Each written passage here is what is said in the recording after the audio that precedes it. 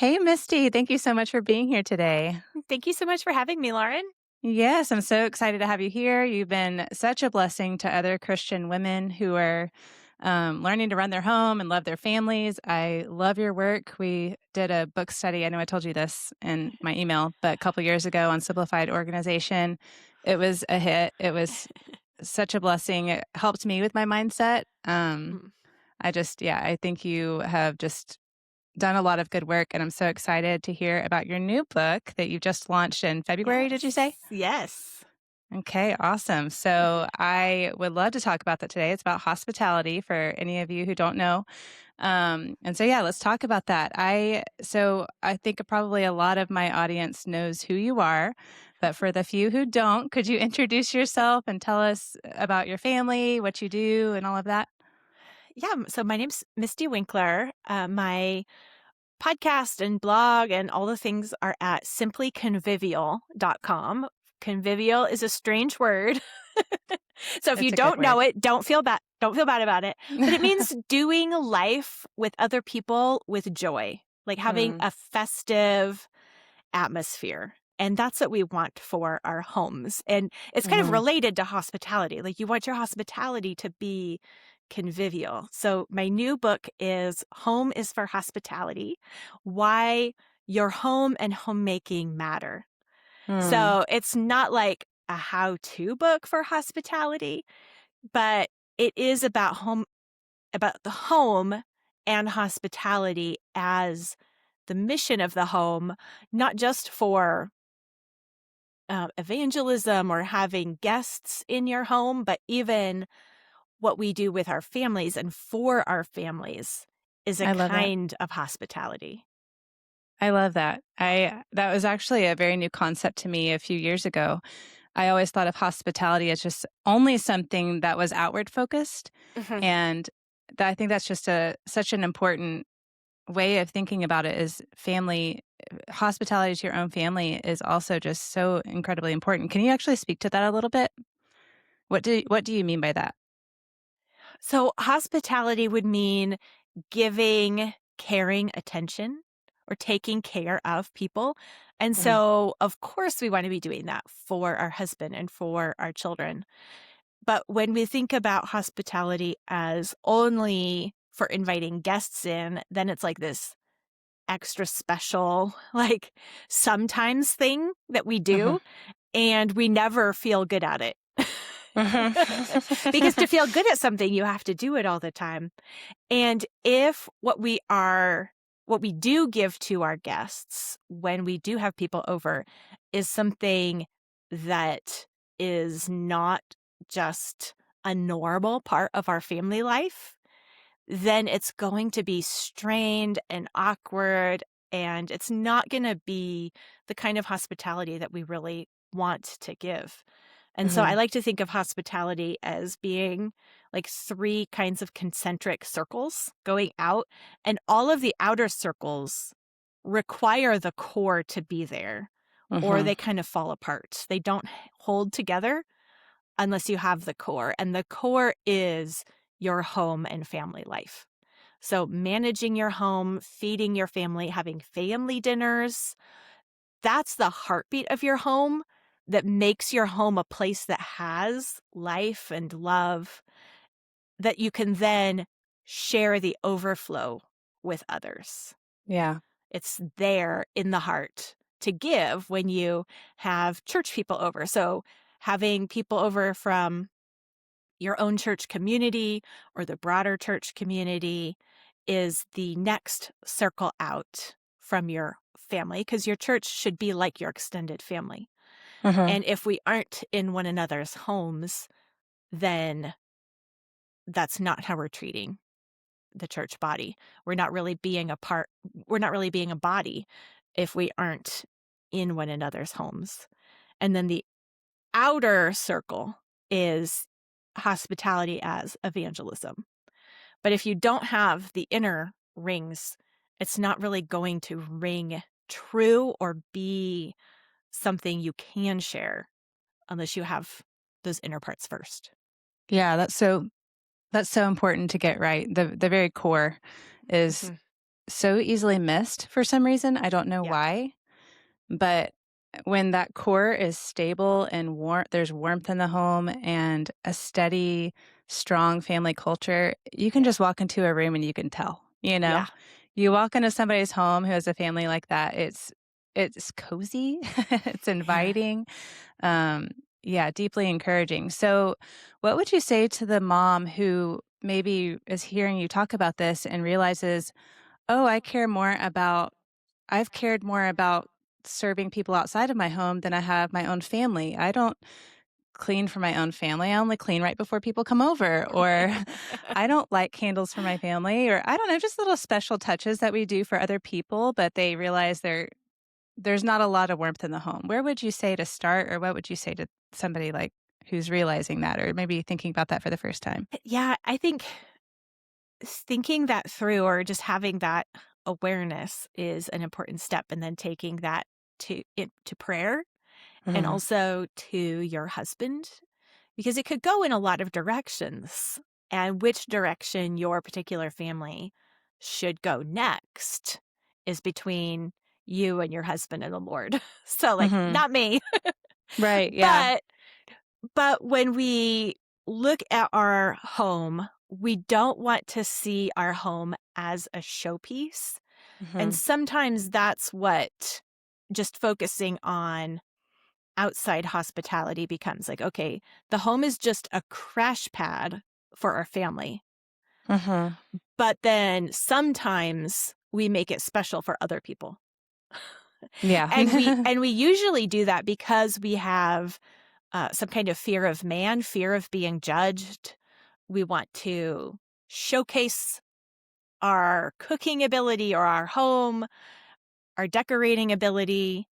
And so we pull out all the stops to have people over, not really to serve them better, Mhm. but because we're afraid of what they'll think about us. Yeah. And that's not really hospitality, no matter how nice it comes off as. Mhm. The heart is missing from that. So to pull back to what your everyday home life is like is a way to step out of feeling judged or doing things for a show and saying, well, what's really going on, and why would I put on a happy face and a nice friendly tone when I answer the door or the phone, but my instant reaction to my children is snapping. Yeah.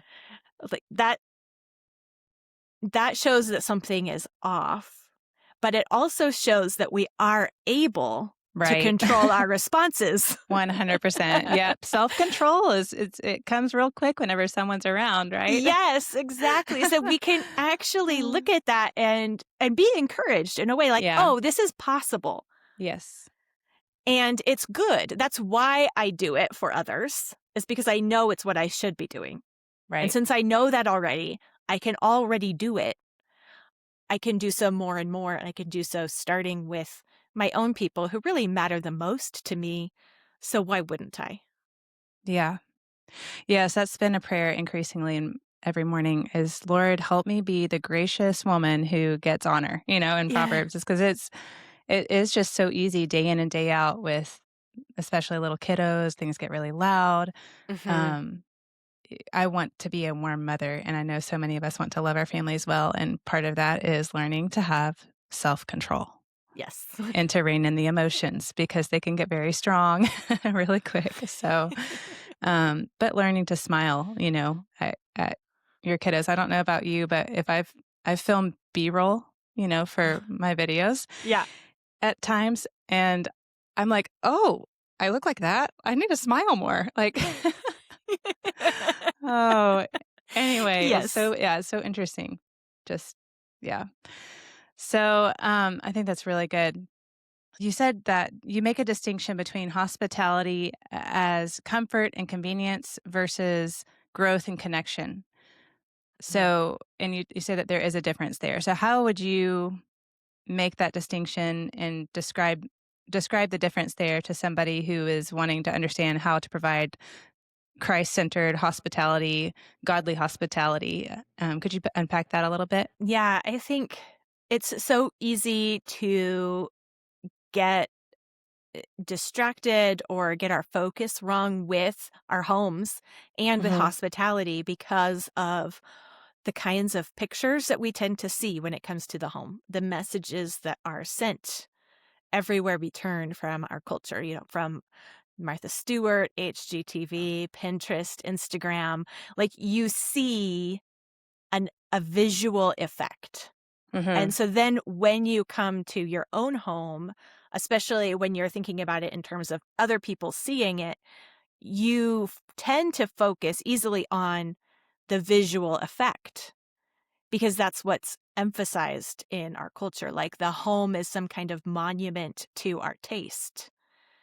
And so if our home is a trophy or a monument to us, then it's no wonder we feel like our kids are messing it up Mm. when they undo what we did.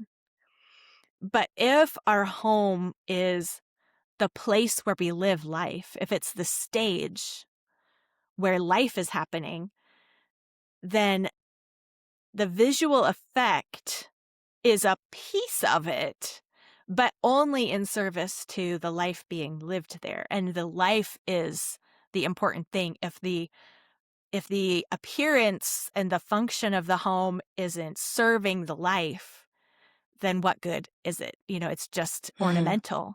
But Mhm. it should be a tool for cultivating thriving people. And so with hospitality for people that we invite in as well as for our family, thinking about the other people thriving and even ourselves thriving. Like Mhm. what would that take and what would that look like so that our focus shifts off of trying to come across a certain way Mhm. or making some kind of fancy meal that's above and beyond or um having people like our decorating style, whatever kind of things we kind of get all wrapped up in and then forget what that is actually doing to the people who live in our home. And in the way that we go about those things, are we treating our children or sending the message like they are messing up our projects? Mm. That's good. And that's not hospitable. No, that's not. That's the opposite, and that takes away from the beauty of the home, Right. you know? I Right. mean, it makes me think of the cup being not beautiful on the outside, on the inside it's nasty, or someone who's beautiful and polished on the outside, but as soon as they open your mouth or open their mouth, they're like, "Oh, that's not beautiful," you know? Mhm. And so you're talking about hospitality in the home. If you're talking about people thriving, whether it's your family or the people coming in, part of that thriving, yes, is things functioning well, people eating, people having hygienic, bathrooms and things like that. But it's also, do they feel like they're walking on eggshells Right. or are they comfortable at home? Yeah. I think that's really good. That's wise word. Yeah. Do they always feel like they're getting in your way? Or do they Yeah. feel like they are the point? Yeah. Is the home for, hold on. Is the home for them? Yeah. Yeah. Yes. That's good. Do you say that so would you just speak to the growth and connection piece? So whenever you're bringing somebody in, you kind of have already spoken to this, spoken? Yes. Um, the aim is not just convenience or comfort, but you're wanting to connect, and that's a hub for discipleship and connection and growth in the Lord. So that's a very organic thing. But Mhm. I do think it takes a mindset change of how you're viewing hospitality when you're inviting people into your home. So, can you speak to how that looks whenever you have a family over, if you have a mom come over and bring your kids or whatever for some tea? I don't know. Just Yeah. how would you view those times? I think an important thing that I've learned over the years in different kinds of hospitality is once the people arrive, like we have what we have, or we're in the middle of what we're doing, and just give up any other thoughts of what you were going to do that didn't get done. You're like, oh, Good. we'll have this, that, and the other thing, or I'll clean everything. But then the time comes and it didn't happen. Oops. And whenever a guest comes in, or, even meeting for coffee, like if we are having people over, if we're having a connection with people, that means putting aside the agenda, putting aside the things that you wish you could be doing or wanted to do before this happened, and just being there, paying attention to the people. Mm-hmm. And of course, that applies with our children as well. Like just having time where you're actually paying attention to them and not half listening while actually thinking about your own things and projects on the side, Mm-hmm. or, setting aside dinner time as a time to practice conversation skills. Is Mm-hmm. practice if it's your family, and it's also practice with guests. Like it might not come naturally, but that doesn't mean that you shouldn't try, and Yeah. that you and your guest will be blessed by your practice attempts. Mm-hmm. And it is a skill that you do get better at over time with practice. So, um, getting people a drink right away, and then just really honing in on, okay, these people are here. I'm going to pay attention to them now and set Mm-hmm. aside whatever else is on my mind or on my to-do list during this time. That's good. So a couple questions to what you just said, and I'm afraid I'm going to forget it. So I'm going to try to just tell you now. One, I want to know how you practice that with your kids. Probably because you do that beforehand or at, other times. And then the second thing I want to I want to hear from you about how to practically, just very practically, how do you try to get dinner done or get things ready to the point where you might not finish everything, but it's to the point where, like, I've had people show up when I first started inviting people over, I would be cooking while they were there. Hmm. And that was like, but I can't do that. I have a very hard time multitasking sometimes, especially if somebody's over because I want to have my full attention on them. So Right. that is a skill in itself, is to learn, okay, you start dinner not 5 minutes before they get there, and plus they're hungry, they don't come there so that they can wait around for 2 hours.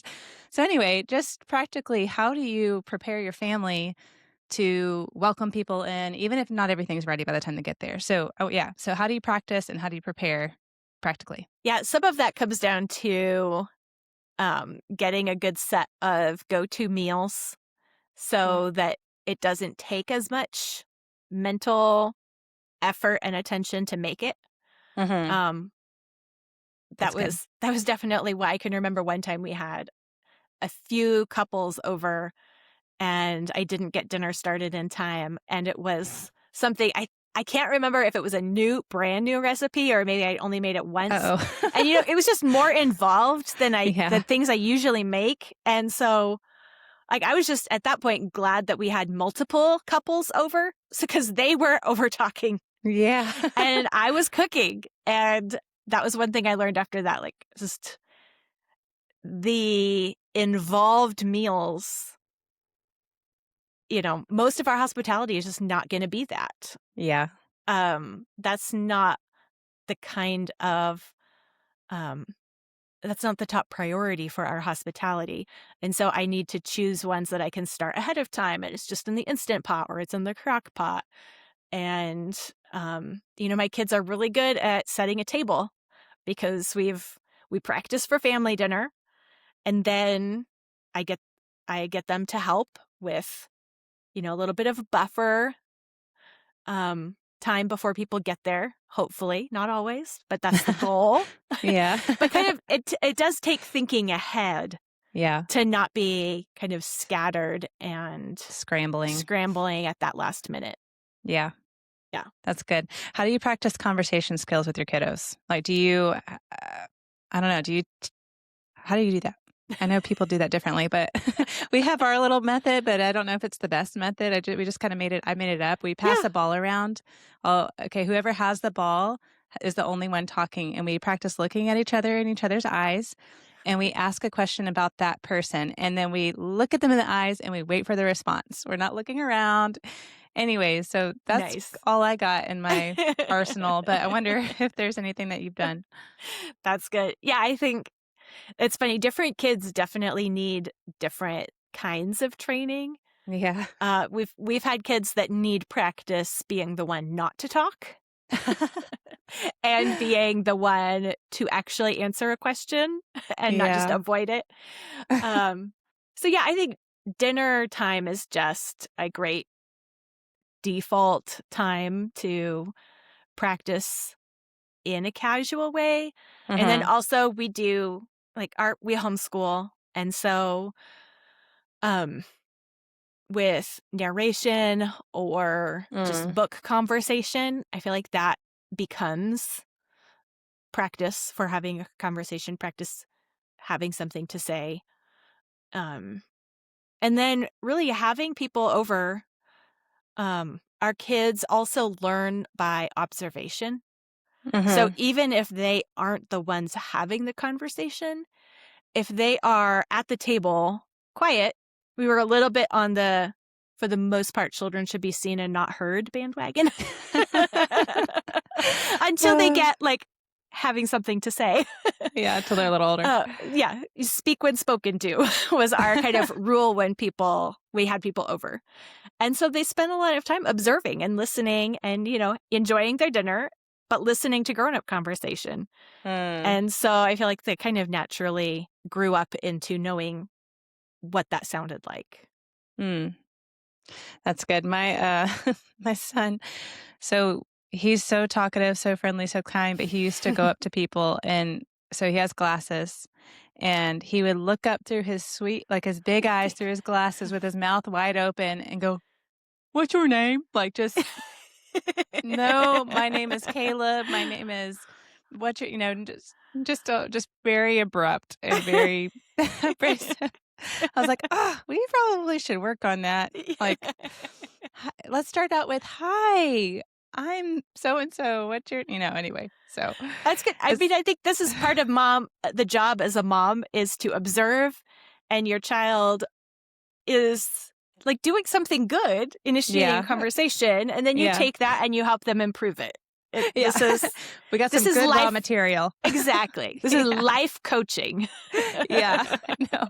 I don't even remember why we started doing the ball thing. I think people would come over, I think, and maybe I had a couple of kids that would talk, yeah, like you said, talk a little too much or talk about Mhm. themselves. Like, okay, we need to be others focused. Right. Let's learn to ask questions, but they don't know how to ask. I have a hospitality checklist that the kids reference whenever we're preparing for somebody to come over. I'm like, okay, go look at that and go do the things. Yeah. And so one of those things is be prepared to ask questions, be prepared to think about other people. But I realized when they just, after observing them, like, you guys don't really know how to ask questions. We need to work on that. Good. It turns And out it is not a natural skill. It is it's learned. not. And it's learned for adults too. So it's not Yeah. the kind of thing where it's like, well, I don't know how or I'm not good at it, so therefore I can't. It's like, no, Yeah, you can. It's something we can all learn by observing and totally. trying it out and learning from mistakes. But Mhm. really, to learn, you have to make the mistake and then learn from it. That's how Yeah, most learning happens. So you just have to acknowledge that and not try to hit it out of the park at the yeah, very first time and yeah. expect to, um, have no awkward silences and have the a great flow of conversation the whole dinner. Like that's just a perfectionist, unreasonable expectation. Yeah, And we're all just people, and yeah. people are messy and people are awkward. So there are going to be messy and awkward moments. Yeah. And hopefully most of the time you're probably spending time around Christians who should Yeah. be gracious and able to kind of roll with punches a little bit, you They know? might need practice being They might. gracious, and so I'll give them an opportunity. Yeah, I have yeah. I'll give you so many opportunities. So many. That's so good. Oh, good. Okay, so let me see. I had a couple of more questions that I wanted to ask you. Oh, okay. So you spoke to the aesthetic. the aesthetics of the home and Mhm. how when you were speaking to this earlier, actually, about the magazines and Instagram and Pinterest, it actually made me think a little bit about in the 90s when models were all over the, magazines or whatever, and they were all rails, Yeah. and it led to a lot of people having eating disorders or whatever. And Mhm. now the pendulum's kind of swinging a little bit, but whatever. Um, but now it's like the what's on display is not rail thin models, it's perfect and pristine homes and items and materials that are not real, It's dolled up and not real life, Yeah. especially if you have if the ox if what is the Bible verse about where there are no oxen, Yes. the stable is clean? Anyway, Yes. we have many oxen in this house, you know? So anyway, how do you hold that tension between wanting and cultivating a beautiful home that's life-giving and there is order because we serve a God of order, Mhm. but also not being a perfectionist? Do you speak to this a lot in your other book? I love it. So I would love to hear Yeah. how you hold that balance whenever especially in light of hospitality. And you have spoken to this already a little bit in this conversation about letting some things go and just focusing on the people. But anyway, just wanted to Yeah. hear how you hold that S balance. Sometimes I feel like it's a little bit cheating to be the one kind of banging that drum, that message, because I think even if I had no children and was trying, I wouldn't achieve the perfect look. Yeah. It's not something I actually can pull off. Uh-huh. So Physically it's unable. I don't have the yeah. eye either. So that's Uh, just not gonna happen. It's not in the cards for me anyway. so But then perfect. but then it is what you see, and so it's set up as, this is what you should be trying for, and, I have found that all the time with organization. Um, for a while, my blog was called Simplified Organization, and that is the title of my book, and I would, um people would hear that I wrote on organization and assume my house was perfect. I And it's like, know. "No, you don't Nope. understand. I'm, like, trying really hard to keep things kind of together." Like, that's what Yeah. I mean. We can But talk from about homemaking because we're in the thick of it, like not doing it perfectly. Yeah, that's right, good. when you search online for organization stuff or you get the book or the magazine, what you see presented as, "This is what it means to be organized," is matching containers with matching labels and everything just so. Mhm. Right now, it's been minimalism for a long time. I heard minimalism is going out, so we'll start seeing other things maybe. But Hoarding. let's make that the goal. Okay, that's weird. Yeah. Pendulum always swings, Misty, you know this. Yes. But really, organization is about, um, managing your resources. Mhm. It's faithful stewarding of what God has given us, turning a profit on it. So if everything is in its place, pristine and looking gorgeous, but it's not actually being used to help people thrive, to accomplish things, then that is exactly like being the servant who was given one talent who buries it. Like, Mm. he was burying it to keep it safe, not messy, not risky. And it was the servants who were taking risks and going out and doing things that were commended as the faithful, good servants. Mhm. But the servant who was afraid of losing what he had been given and so was just going to keep it just so where he could keep, never let his eyes off of it. That is the servant who was everything was taken away and he was Mm. cast out. And Mm. so keeping things safe and cookie cutter is not what God's asking of us. God says, "Here, I've given you a home, and the purpose of that home isn't to have nothing ever out of place. Mhm. The purpose of the home is to multiply the number of disciples in the world.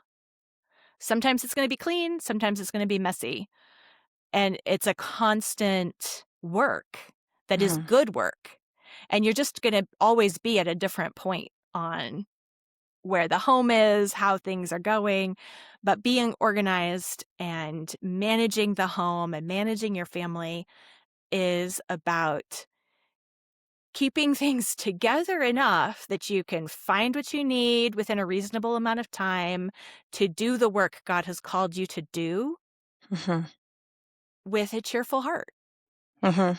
and, multiply joy and kindness and disciples.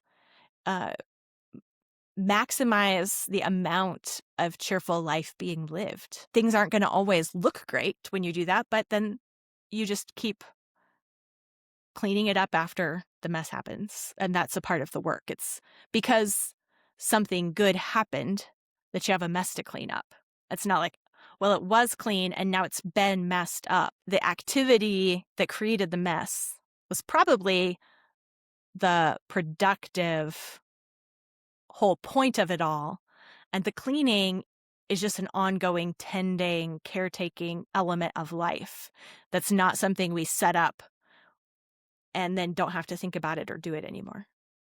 I loved that part of your book. It's been a couple of years, like I said, but that was actually one thing that really stuck out to me, and I'm probably gonna butcher it. I'm sorry if I don't get it completely right. But I remember that you referred to cleaning and taking care of your home as kind of like a reboot of a computer. Yeah. Do you know that analogy? Do you know okay, so that was so helpful to me. It's more of a reboot or a reset. It's not I think before I read that part of your book, my mindset was like the cleaning was the end. Right. And so people would immediately come walk through the clean, the clean floors and mess those up because that's what happens. Mhm. And I would get frustrated. But whenever you look at it as like a reboot, you're just resetting the home for life to keep happening. And Yeah. I don't know, did I say that right? I just felt like Mhm. that was just so impactful and so helpful for me of we're stewarding the home for the people. The people are not for the home. And this Mhm. home does not have to be pristine, and, in fact, it's probably not going to be if there are lots of people in it, you Right. know?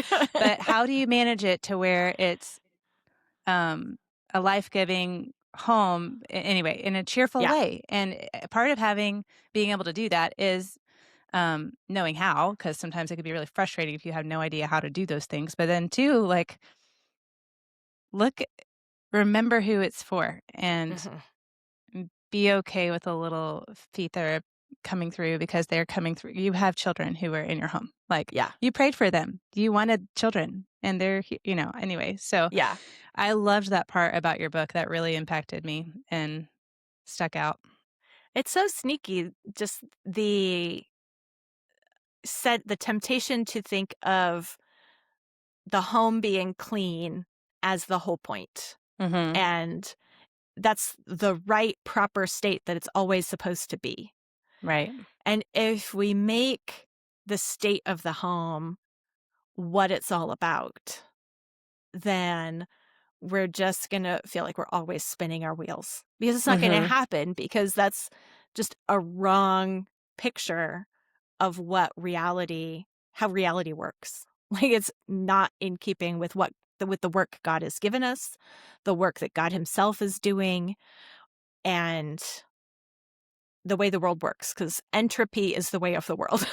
Mm. If you cleaned it perfectly and didn't do anything, dust would still come in. Like it, life is not static. Life is It's dynamic. Ecclesiastes. Yeah. Yes. Yeah. And so cleaning is just what we do every day, a little bit here, a little bit there, not to get us back to, 0. yeah. Yeah. Yeah. It's just continuing to facilitate the life being lived. And that's the important part. Yeah. Another thing that you said, and it's related to this, is you're building your home and you're managing home for the people inside of it. Mhm. And I don't remember exactly again what you said because this has been a couple of years, but you said something about getting rid of people's things because they make me uncomfortable. Guilty. I've done that Oh, yeah. because, so we just had so many kids come into our home all at once. And I was just like, oh my goodness, I can't handle this. All the stuff that keeps coming in. And there is a place for managing the stuff because you have 5 kids. It piles up really quick with all the birthdays and Christmas and everything else. But I don't know. It convicted me because I'm like, if boys love little treasures, Oh, yes. Oh, yes, the they want special their rocks. they want their special rocks and their special sticks and all the little trinkets, the random snake skin that they get, which is pretty neat. But I think the temptation can be if you're trying to organize everything in bins and make it just so, or trying to get a grip on the home, you can go way too far and build it for yourself and Yeah, for what makes you comfortable and what you want to see or not see versus the people that are inside the home. This is their home too. This mhm, is where they build their lives are being built. And so anyway, yeah. since I Yeah, read and, that part about your book. you watch, YouTube videos of decluttering or minimal everything, and just kind of instinctively try matching what you see or what you're Yeah. told through those messages, and a and then you get rid of all of the stuff that is actually the accessories for your children growing and discovering the world and becoming interested in Mhm. God's creation. Like, you're sometimes decluttering other people's stuff or going too minimalist is keeping your children small, when That's our good. job as a mom is to help them grow and Mm. expand. And so as they are growing and expanding, they're going to take up more space. And Mm. that just is more and more true the bigger they get. The older they get, the bigger their hobbies and the bigger their stuff. Yeah, my friend's son has a 3D printer that takes up a big table in the basement now, Yep, so yep. we're But not there yet, but but you're cultivating their skills and their interests, and so it's an investment. You're investing space as well as time and everything else in your children, and it's a valuable part of raising them into, um, godly young people. yeah, that's really good. And really I'm I'm not gonna say this blanket because I'm sure that there are ways of doing it, but I would say the minimalist movement is just so anti caring for those things, Yeah. unless all of your children are just happen to be minimalist, which I highly doubt. You know? They want everything, that they find or that they make, Yeah. that's just Yeah. not a concept in their minds. And, we do have to teach our children how to steward their space as well. So, like, That's true, teaching yeah. them how to, not keep everything. Um, my children and I definitely have different definitions of what is trash. Mhm. But at this point, my children are leaving my home, so I'm Aw. definitely getting to be that grandma mode where it's like, it's not that long though. Just wait, you'll have all that space back. Uh, you said 2 were out of your home? 3 are now out of my home. 3 Yes. 2 are at home, 2 okay. are at home. How old are your Yeah. kids? I should have asked this earlier. The youngest is 13 and the oldest is 23. Wow. Almost 23. So, Wow. yep. That's so neat. Yeah, you got a lot of older kids. Yep, and 2 grandbabies. Oh, congratulations, that's so fun. How old are they? They are almost 2 and 4 months. Oh, so fun. So Aw. sweet. Yeah, our baby's almost 4 months too. Oh, So, exciting. yeah, Yeah, January there's baby? uh, Wait, ours well, oh, maybe my count is off. Um, where's April? No, we're at 3 months. We're almost at 3 4 months. months. Okay. Okay. So we're almost at 6 months. He was born in November, end of November. Oh, okay, alright. I was like, he had me up last night, so not sure how this is gonna go. Anyway, we were talking about the repetitive task Yeah. of the home. You said somewhere that discouragement in homemaking can come from a lack of vision and Mhm. mission. Um, and I think that resonates with a lot of people in my audience. I'm sure yours too. Yeah. So, what does it look like to capture that mission or envision for homemaking and for being a mother or a wife? What would you say? Yeah, it's an element of life that has been, like, actively undermined through Mhm, feminism for multiple generations now, mhm, such that, even our moms or possibly even grandmas didn't even, um they were already abandoning the home or the purpose. mhm, And so just the cultural loss of knowledge and value does leave us kind of floundering and not sure even what we should be doing or what it should look like. And so it is hard work because it's valuable work, but also because we are reclaiming something that many of us never saw as children and that's not taught or shown in the world, right? It's mhm, countercultural.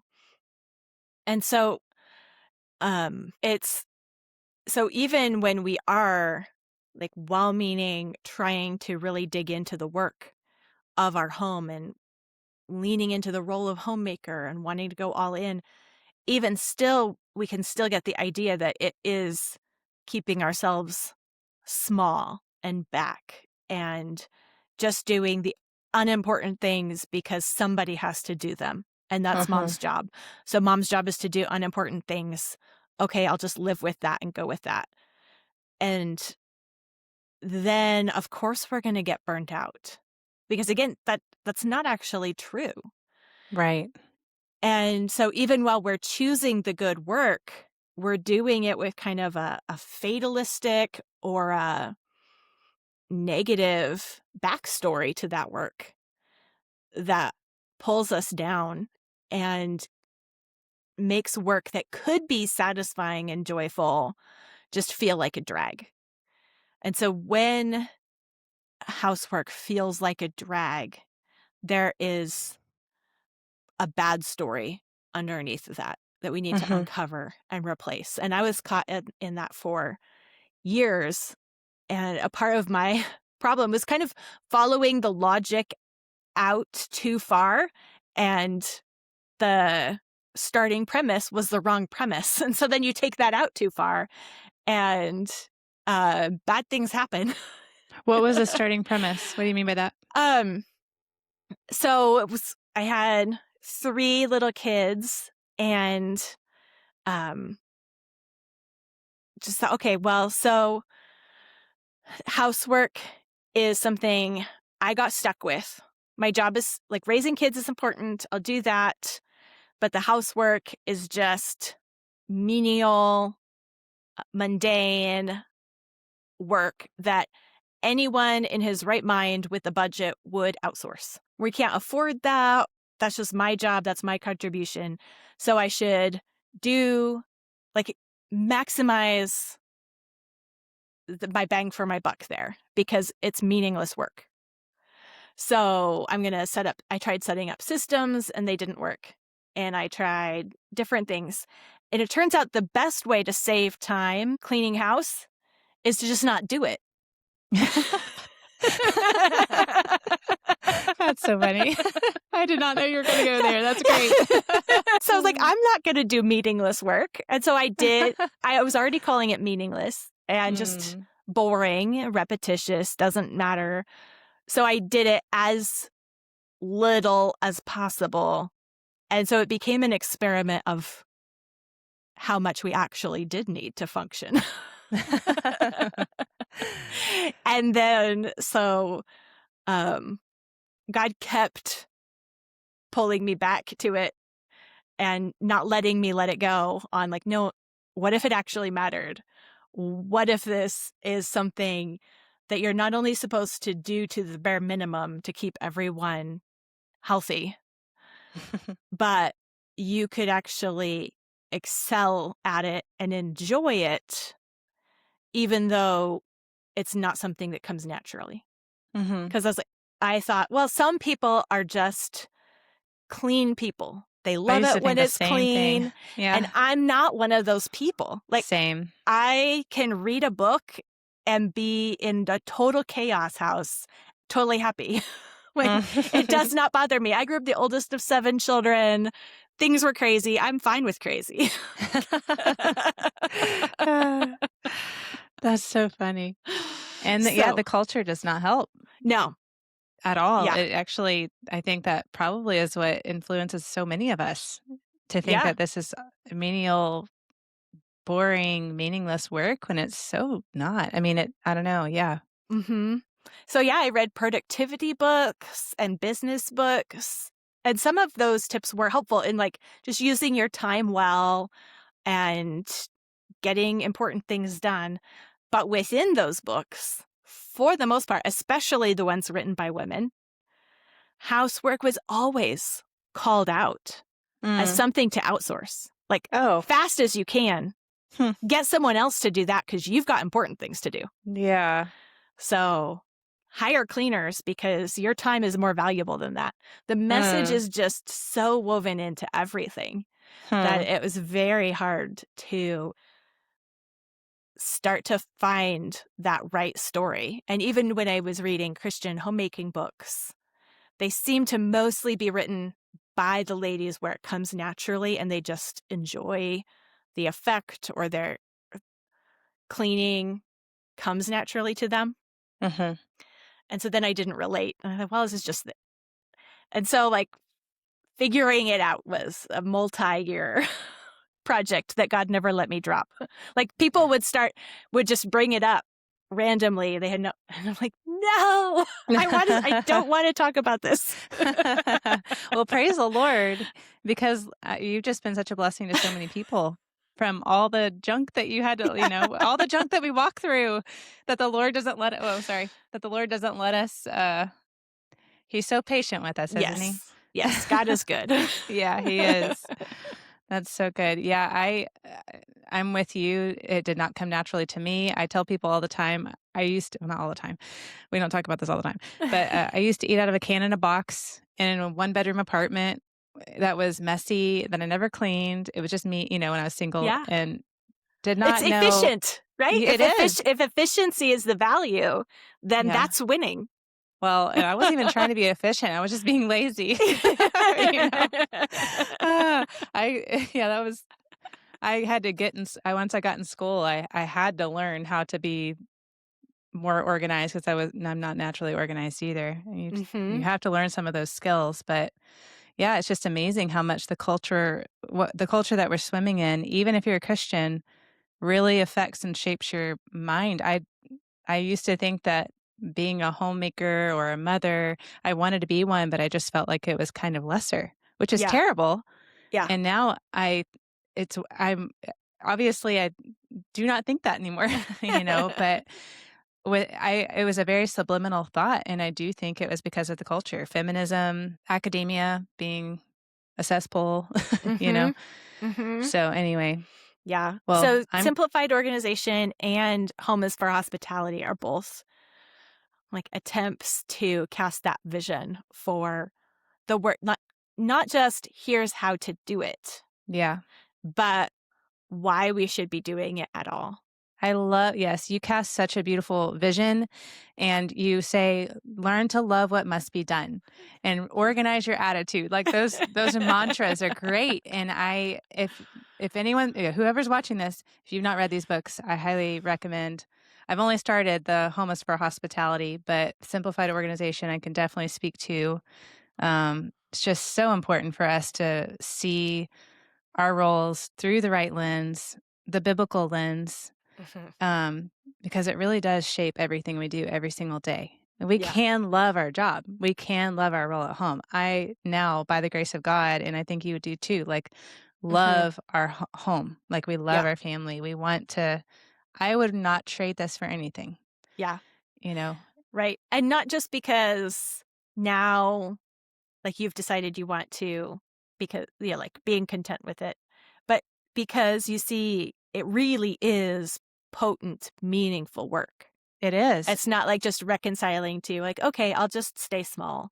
I was like, Yeah. no, this is the heart of humanity, Society, yes, society. 100%. Yes. Yeah, C.S. Lewis, I can't remember his quote, but all jobs are made for the home and for Yeah. what we do, you know? Yeah, and really, to actually be able to see it as that and not to see Hmm. yourself as small, it takes rewiring the brain. It Yeah. takes thinking the thoughts that, you speak in your books, um, and meditating on biblical truths and going to the Lord in prayer and asking for help to change your mind, if this is where you're at. But it really can happen. Like, it really does, like, your mind really does renew. Like, Yeah. God does that work. Yes. And I think that's why your books are just so powerful and so helpful, is like you address the mind. And so many of us women, our brains are, you know, there's a lot going on up here, Yes. we need these godly biblical truths. So I'm just so thankful for the Yeah. work that you've Yeah. done and that you persevered through those difficult years. And Oh, yeah, so thank you. Yeah, that's why I make my podcast episodes like 10 or 15 minutes. mhm. And they're really just that pep talk, because we just need the same message repeated again and again from different angles and different people's stories and versions. And just a little bit while doing the dishes or folding the laundry, like Yeah, again and again. It's not just information that we need to say, oh, yeah, I agree with that. And then change is going to happen. It really yeah, does take the renewing of the mind and intentionally going after um, putting truth about our life into our head. Of course, by reading scripture and yeah. prayer, but then also, yeah, find podcasts like this one and just listen to it and Mhm, get those stories and get those thoughts and keep your thoughts on a healthy track, because it's mhm, so easy for them to be derailed by so mhm, much that's out there. mhm. Yeah, and I think if you're on social media, which I do not like social media that much, but Hmm. watch who you follow. Like, Yeah. don't follow people who are speaking these deadly, lifeless thoughts over the home, or complaining about your husband, or their husbands, or complaining about their children. Like, Yeah. those really impact the mind. So I would say these, yeah, podcasts, fill your mind with good things and surround yourself with good people Yeah. who have a godly influence, because I think that the mind is just so powerful. Yeah. Yeah. Well, before we get off of here, because I know that you probably have a nice evening ahead of you, can you tell everybody where they can find you? Yeah, so my blog and podcast are Simply Convivial. You can find it wherever you listen to podcasts. You can go to simplyconvivial.com. Um, and I also have Convivial Circle, which is a community of homemaking mentoring, helping women grow in those skills of home and self management. Mhm. And the books, Simplified Organization, Learn to Love What Must Be Done, and Home is for Hospitality. You can find those in my shop at simplyconvivial.com or just on Amazon. Awesome. Well, thank you so much for being here, Misty. It's been such a joy. Yes, thank you, Lauren. And if you ever come to Knoxville, you need to Okay. come to my house and we'll have dinner and my kids will ask you funny questions. Very Okay. good. Okay. All right, Misty. Have a good evening. Thank you for being here. Bye. Bye.